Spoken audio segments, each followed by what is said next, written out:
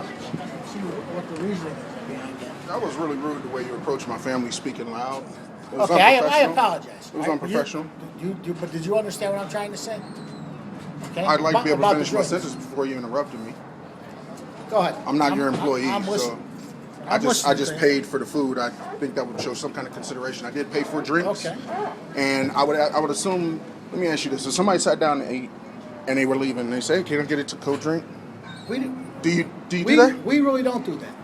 So you're telling me you've never given? No, I have. Thank you. I have. So then what you just came But over it's not and a said there's standard no reason there, practice. right? It's not a But you've standard done it though, right? practice. Yeah. I Okay. have. So you see my point then. Yeah, I just see your point. Okay. So it's not a big deal, but you came over and made it a big deal. Okay. For what reason? Well, I don't know. Maybe I said it off color, but it didn't mean Really off color and It unnecessary. didn't You could have mean come to be over like and said in a polite way, said, hey, you know what we usually do, our standard practice, blah blah blah.